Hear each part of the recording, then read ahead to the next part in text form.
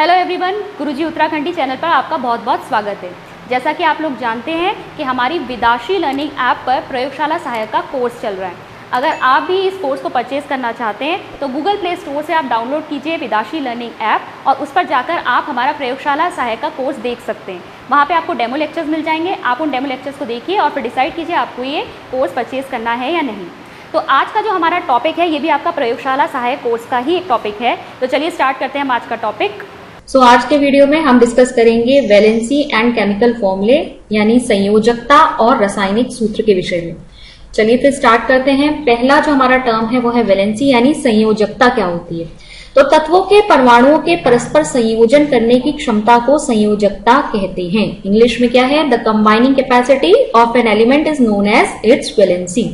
देखिए, वैलेंसी या संयोजकता का अर्थ है किसी भी तत्व या एलिमेंट के जो एटम्स होते हैं, ठीक है, वो परमाणु एक दूसरे तत्व के परमाणु के साथ कंबाइन करते हैं और फिर एक यौगिक का निर्माण करते हैं। किस तरीके से दो तत्वों के परमाणु जो हैं वो एक दूसरे के साथ संयुक्त होंगे, किस तरीके से कंबाइन करेंगे, वो डिपेंड करता है वैलेंसी पर।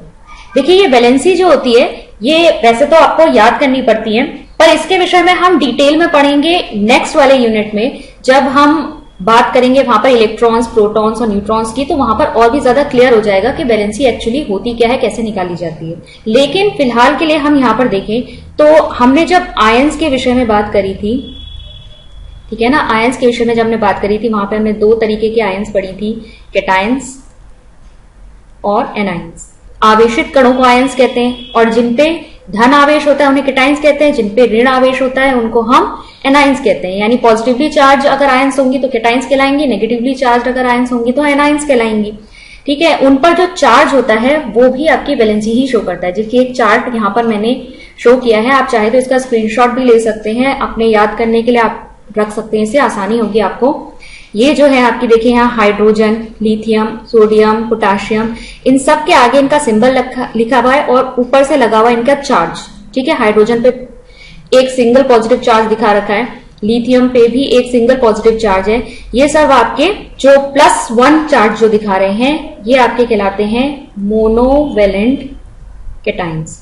ठीक है, मोनो एक के लिए आ रहा है। अगर अब आप ध्यान देंगे मैग्नीशियम पे +2 चार्ज है, कैल्शियम पे +2 चार्ज है, डाइवेलेंट, ऐसे ही आपके ट्राइवेलेंट कैटायंस में एल्यूमिनियम आ जाता है। ठीक है, फिर कुछ ऐसे आपके तत्व भी होते हैं जो दो तरह की वैलेंसी शो करते हैं। जैसे कॉपर की बात आप करें तो ये +1 भी शो करता है, +2 भी शो करता है। तो +1 जब ये शो करेगा तो इसका कॉमन नेम हो जाता है क्यूप्रस आयन, और जब ये +2 शो करता है तो ये हो जाता है क्यूप्रिक आयन। इसी तरीके से आपकी ये मैंने ज्यादा लिख दिए क्योंकि एनसीईआरटी में अगर आप देखेंगे तो आपको इस तरह की कोई टेबल मिलेगी, एनसीईआरटी से लिया है मैंने, और इसमें भी दिखा रखे हैं लेकिन कम है। C1 है ये शो कर रखे हैं, जिनकी वैलेंसी 2 है ये शो कर रखे हैं, जिनकी वैलेंसी 3 है ये शो कर रखे हैं। ठीक है, फिर ये आपके कैटायंस हैं, पॉजिटिवली चार्ज आयंस। फिर नेगेटिवली चार्ज आयंस के ऊपर आएंगे यानी एनायंस पर अगर आप आएंगे तो देखिए हाइड्रोजन का यहाँ पे प्लस इसलिए लिख दिया क्योंकि हाइड्रोजन दोनों तरह की वैलेंसी शो करता है, +1 भी शो करता है, -1 भी शो करता है। दैट मीन्स शो तो क्या करता है, वैलेंसी ये 1 ही करता है, लेकिन अब ये +1 भी हो सकती है और -1 भी हो सकती है। ठीक है, +1 होगी इसे हाइड्रोजन ही कहते हैं, -1 होगी तो इसे हाइड्राइड कहते हैं। ऐसे ही नाम चेंज हो जाता है। क्लोरीन पे नेगेटिव सिंगल नेगेटिव चार्ज होता है, इसे क्लोराइड कहते हैं। ब्रोमीन पे सिंगल नेगेटिव चार्ज इसे ब्रोमाइड कहते हैं। ऑक्सीजन पे देखिए यहाँ पर इस पे 2 नेगेटिव चार्ज है, इसे ऑक्साइड कहते हैं। ऐसी S पे 2 नेगेटिव चार्ज है, इसे सल्फाइड कहते हैं। फिर N पे देखिए 3 नेगेटिव, ट्राइवेलेंट एनाइन हो गई। ठीक है, जैसे हम यहाँ कैटायंस के लिए बोले थे मोनोवेलेंट, डाइवेलेंट, ट्राइवेलेंट, ऐसे इनके लिए भी बोल सकते हैं। ये मोनोवेलेंट एनाइंस है, ये डाइवेलेंट एनाइंस है, ये ट्राइवेलेंट एनाइन है। यहाँ आपको पॉलीएटॉमिक में थोड़ा सा ध्यान देने की जरूरत क्या पड़ती है, यहाँ ये आपका NH4 पॉजिटिव जो है इसे अमोनियम कहेंगे। फिर OH नेगेटिव जो है इसे हाइड्रोक्साइड कहेंगे, NO3 नेगेटिव को नाइट्रेट कहेंगे, HCO3 नेगेटिव ये कहलाता है आपका हाइड्रोजन कार्बोनेट। अगर H हट जाएगा सिर्फ CO3 2 नेगेटिव आ जाएगा तो ये हो जाएगा आपका कार्बोनेट। फिर सल्फेट में देखिए SO4 2 नेगेटिव है तो सल्फेट, SO3 2 नेगेटिव है तो ये हो जाएगा सल्फाइड। फॉस्फेट देखिए PO4 3 नेगेटिव फॉस्फेट हो जाएगा। ये एनसीईआरटी में दे रखे हैं, थोड़े कम हैं तो इसलिए मैंने यहाँ थोड़े ज्यादा आपको यहाँ टेबुलर फॉर्म में दे दिए हैं। आप इस टेबल को स्क्रीनशॉट ले सकते हैं, जिससे आपको याद करने में आसानी हो। ठीक है, यहाँ सबके नेम्स वगैरह भी लिखे हुए हैं, कौन सी आपकी पॉली एटॉमिक आयंस, इनको नाम क्या रखा जाता है इनके लिए स्पेसिफिकली। तो हम बात कर रहे थे ये जो चार्ज ऊपर से आ रहा है ये भी वैलेंसी शो करता है। अब किस तरीके से एक तत्व का जो एटम है वो दूसरे तत्व के एटम के साथ कैसे रिएक्ट करेगा। जैसे अगर मैं सोडियम की बात करूं, ठीक है, सोडियम की जो वैलेंसी होती है, हमने यहाँ पे देखा था सिंगल पॉजिटिव चार्ज है, यानी हम कह सकते हैं कि सोडियम की जो वैलेंसी है वो कितनी शो करता है 1। Cl का भी ऐसे ही हमने देखा है, उस पर एक सिंगल नेगेटिव चार्ज होता है, यानी Cl के लिए हम कह सकते हैं वो भी वैलेंसी क्या शो करता है 1। तो यहाँ पर अगर Na और Cl एक दूसरे के साथ कंबाइन करें तो यहाँ पे ये सीधे सीधे एक फॉर्मूला बना सकते हैं NaCl, सोडियम क्लोराइड। लेकिन अगर मैं Na को, जिसकी वैलेंसी 1 है, ऑक्सीजन के साथ कंबाइन करूं, और ऑक्सीजन की वैलेंसी कितनी होती है 2 नेगेटिव, ठीक है, यानी वैलेंसी यहाँ पे 2 है, ठीक है, लेकिन ऑक्सीजन की यहाँ पे वैलेंसी 2 है। तो हमें क्या करना पड़ेगा, यहाँ मुझे 2 सोडियम लेने पड़ेंगे। तो यही से आपकी पता चल रही है वैलेंसी या संयोजकता। ठीक है, अगर आपको इस पूरे यौगिक को का निर्माण करना है तो आपको क्या करना पड़ेगा, यहीं से हमारा केमिकल फॉर्मूला बनता है, हम करते हैं क्रॉस मल्टीप्लाई और ये हो जाएगा Na2O। देखिए केमिकल फॉर्मूला क्या होता है, chemical formula of a compound is a symbolic representation of its chemical composition। मतलब जिस भी कंस्टिट्यूएंट या जिन भी तत्वों से मिलकर एक यौगिक बना हुआ है उनको अगर हम सिंबॉलिकली रिप्रेजेंट करें, प्रतीकात्मक रूप से अगर हम उसे दिखाएं तो वो क्या हो जाएगा, वो कहलाएगा हमारा रासायनिक सूत्र। जैसे कि मैंने यहाँ NaCl का फॉर्मूला लिखा, ठीक है, तो सोडियम क्लोराइड का ये फॉर्मूला बता रहा है कि इसमें कौन से 2 कंपोनेंट्स या कौन से 2 एलिमेंट्स या तत्व प्रेजेंट है। ऐसे अगर मैं Na2O लिख रही हूं तो ये फॉर्मूला बता रहा है कि इसमें कौन से 2 तत्व उपस्थित है। अगर मैं HCl एक फॉर्मूला लिख रही हूं तो इसमें बता रहा है कि इसमें हाइड्रोजन और क्लोरीन है। अगर मैं MgSO4 लिख रही हूं तो ये बता रहा है कि इस यौगिक में मैग्नीशियम, सल्फर और ऑक्सीजन प्रेजेंट है। तो केमिकल फॉर्मूला जो है हमें सिंबॉलिकली ये बताता है कि इसके अंदर कौन से तत्व उपस्थित है, इसका केमिकल कॉम्पोजिशन क्या है। अब केमिकल फॉर्मूला को लिखने के लिए कुछ रूल्स होते हैं कि जब आप केमिकल फॉर्मूला बनाते हैं तो आपके पास 2 चीजें होनी चाहिए। एक तो सिंबल पता होना चाहिए आपको उस एलिमेंट का, दूसरा आपको पता होनी चाहिए उसकी वैलेंसी या चार्ज। ठीक है, कुछ भी लिख सकते हैं, वैलेंसी या चार्ज। तो 2 चीजें आपको पता होनी चाहिए। इन 2 चीजों की हेल्प से हम क्या करते हैं, वैलेंसीज को क्रॉस मल्टीप्लाई करके एक केमिकल फॉर्मूला बनाते हैं, जैसा कि मैंने यहाँ पर आपको शो किया था। हमने क्या किया, यहाँ पर सिंबल लिखे सोडियम और ऑक्सीजन का, फिर यहां मैंने इसकी वैलेंसी लिखी और उसके बाद इन्हें क्रॉस मल्टीप्लाई करके एक फॉर्मूला बना दिया। अब देखिए सेकंड हमारा रूल क्या कहता है कि अगर किसी यौगिक या कंपाउंड में मेटल और नॉन मेटल दोनों तरह के एलिमेंट्स हैं तो पहले सिंबल में क्या लिखा जाएगा, पहले मेटल आता है फिर नॉन मेटल आता है। तो इसीलिए हमने जहां भी यहाँ पर देखिए जो रासायनिक सूत्र लिखे हैं इन सब में जब मेरे पास मेटल और नॉन मेटल दोनों है, जैसे यहाँ पे सोडियम और क्लोराइड है, ठीक है, तो सोडियम जो है आपका वो मेटल है, क्लोरीन जो है वो आपका नॉन मेटल है। तो पहले मैंने मेटल का सिंबल लिखा है फिर मैंने नॉन मेटल को लिखा है। यहीं पे हम सोडियम ऑक्साइड को देखेंगे तो मेटल पहले नॉन मेटल बाद में। फिर रूल 3 देखिए, in case of compounds are formed by polyatomic ions then the ion is enclosed in a bracket before writing the number to indicate the ratio. तो अगर मेरे पास पॉलीएटॉमिक आयन है, जैसे कि मैं यहाँ सल्फेट की बात करें, SO4 जो था ये एक पॉलीएटॉमिक आयन है, ठीक है, तो इस केस में अगर इस पर ये लिखना है कि इसमें कितने सल्फेट पॉलीएटॉमिक आयन इसमें प्रयोग हो रहे हैं पर्टिकुलर फॉर्मूले में, तो वो मैं ब्रैकेट लगा के लिखूंगी। देखिए इसके एग्जांपल के लिए हम लिख सकते हैं MgOH होल ट्वाइस। देखिए ये देखिए यहाँ पे OH जो है ये पॉलीएटॉमिक आयन है। अब इस पॉलीएटॉमिक आयन में क्योंकि मुझे ये लिखना था कि OH जो है 2 बार आ रहा है तो वो मैं कैसे लिखूंगी, पहले ब्रैकेट लगाऊंगी और उसके बाद बाहर से 2 लिखूंगी। ठीक है, तो मुझे उन्हें कोष्ठकों में रखना जरूरी है।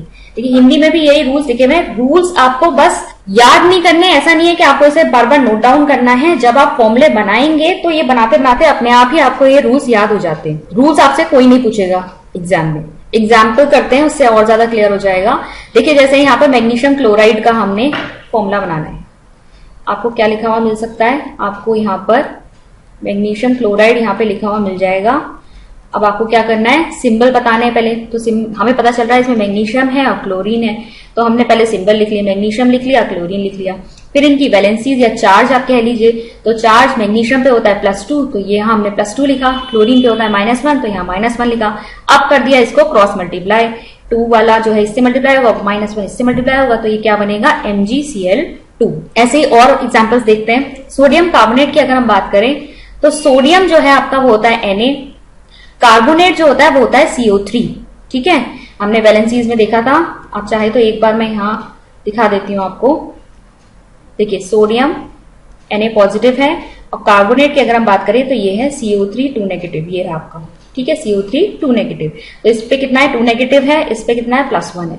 अब देखिए इसमें हम यहाँ पर सोडियम के नीचे हमने इसका चार्ज लिखा, यहाँ +1 लिखा, यहाँ -2 लिखा, क्रॉस मल्टीप्लाई करेंगे, क्रॉस मल्टीप्लाई करके क्या बन गया Na2CO3। अब देखिए एक चीज और ध्यान में रखनी है, हमने रूल नंबर 3 क्या पढ़ा था कि अगर हमारा जो पॉलीएटॉमिक आयन है उसके बाहर से भी अगर हमें कोई नंबर लिखना है तो ब्रैकेट लगा के लिखेंगे, लेकिन अगर नंबर 1 है तो हमें उसे बाहर से लिखने की जरूरत नहीं है। 1 होता है तो अपने आप में अंडरस्टूड होता है। ठीक है, अगर यहाँ पे कुछ और होता है, यहाँ पे 1 से ज्यादा होता है, 2 या 3 होता है, तब मैं इसको यहाँ पे इस तरीके से ब्रैकेट लगा के बाहर से भी लिखती, लेकिन यहाँ पर ऐसा कुछ नहीं है तो हम कुछ नहीं करेंगे। नेक्स्ट देखते हैं एल्यूमिनियम सल्फेट। तो देखिए एल्यूमिनियम सल्फेट जो है यहाँ पर क्या बनाया गया है, एल्यूमिनियम Al लिखा हमने, सल्फेट के लिए SO4 लिखा। एल्यूमिनियम जो है आपका है 3+ आयन चार्ज शो करता है और SO4 2 नेगेटिव चार्ज शो करता है। क्रॉस मल्टीप्लाई करेंगे तो देखिए अब इसे कैसे लिखा है, Al के साथ आ गया 2, Al2।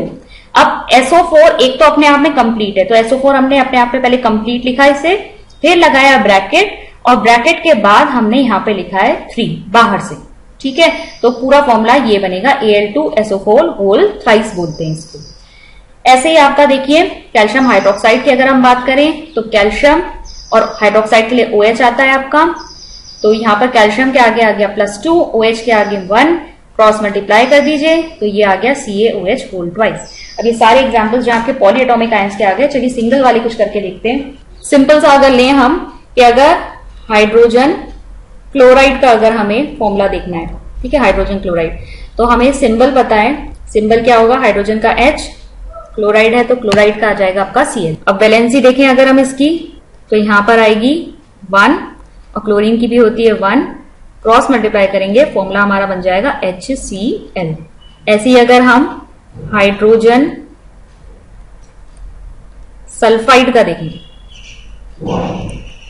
हाइड्रोजन सल्फाइड, सिंबल क्या आएंगे, हाइड्रोजन और सल्फाइड, सल्फाइड होता है आपका S2 नेगेटिव। ठीक है, सल्फाइड ये होता है, तो ऐसा आया इसके लिए। अगर हम वैलेंसी देखेंगे तो इसके लिए आएगी 1, इसके लिए आएगी 2, क्रॉस मल्टीप्लाई करेंगे क्या बन जाएगा हमारा formula H2S। C carbon tetrachloride, ये नेम दे दिया हमको। अब हमें इसका फॉर्मूला निकालना है। कार्बन पता है हमें, कार्बन है इसमें, टेट्राक्लोराइड, टेट्रा वर्ड आया है 4 के लिए, तो यहां से हमें मतलब नहीं है, हमें एलिमेंट देखना है या तत्व देखना है कौन सा इसमें है, तो वो है क्लोरीन, तो हमने सिंबल लिखा Cl। चार्ज देखेंगे इस पे क्या है, तो कार्बन पे होता है आपकी वैलेंसी होती है 4, क्लोरीन पे होती है वैलेंसी 1, क्रॉस मल्टीप्लाई करेंगे तो आपका फॉर्मूला बन जाएगा CCl4। एल्यूमिनियम हुआ एक सिंबल और ऑक्साइड यानी कि O, एल्यूमिनियम होता है +3। ठीक है, आप चाहे तो यहां सिंबल चार्ज लिख सकते हैं। जब वैलेंसी लिखेंगे यहां पर तो आप प्लस या माइनस मत लगाइएगा, लेकिन अगर आप चार्ज लिख रहे हैं तो आपको लगाना पड़ेगा। वैसे एग्जाम के टाइम पे कोई फर्क पड़ता नहीं है, वहां पे आपको मल्टीपल चॉइस क्वेश्चन में आंसर पे टिक लगाना है, फटाफट इसको सॉल्व करेंगे, तो इतना सब लिखने की जरूरत नहीं। आपको सीधे यहाँ पर क्या करना है, यहाँ पर Al की क्या आती है आपकी, चार्ज आता है +3, ऑक्सीजन का आता है -2, कर दिया आपने यहाँ क्रॉस मल्टीप्लाई, तो फॉर्मूला आपका बन गया Al2O3। कैल्शियम ऑक्साइड का देखते हैं, कैल्शियम ऑक्साइड, देखिए कैल्शियम के लिए Ca, ऑक्साइड के लिए O आता है। कैल्शियम का चार्ज होता है +2, ऑक्सीजन का होता है -2 और क्रॉस मल्टीप्लाई Ca2O2। अब देखिए जब यहां पर दोनों चीजें सेम आ रही हैं तो ये आप इसे सिंप्लीफाई कर देंगे, आप इसे लिख सकते हैं CaO। ठीक है, 2 से 2 कैंसिल हो जाएगा, ये आप लिख सकते हैं CaO। नेक्स्ट देखिए ये अमोनियम सल्फेट, तो अमोनियम सल्फेट जो है आपका, इसमें अमोनियम आता है आपका NH4, ठीक है, और सल्फेट आता है SO4। NH4 के लिए आता है +1 चार्ज, SO4 यानी सल्फेट के लिए आता है -2 चार्ज। क्रॉस मल्टीप्लाई करेंगे तो पहले तो हम लिखेंगे NH4, इसको करेंगे फिर ब्रैकेट में और बाहर से हम लगाएंगे 2। ठीक है, ये जो 2 आया है ये आएगा बाहर से, और SO4 के आगे क्योंकि 1 है तो इसे ब्रैकेट में रखने की जरूरत नहीं है। और इसी तरीके से आपका मैग्नीशियम हाइड्रोक्साइड भी निकल सकता है। तो आई होप आपको केमिकल फॉर्मूले बनाना यहां से आ गया होगा। तो आज की वीडियो में बस इतना ही, मिलते हैं नेक्स्ट वीडियो में। Thank you.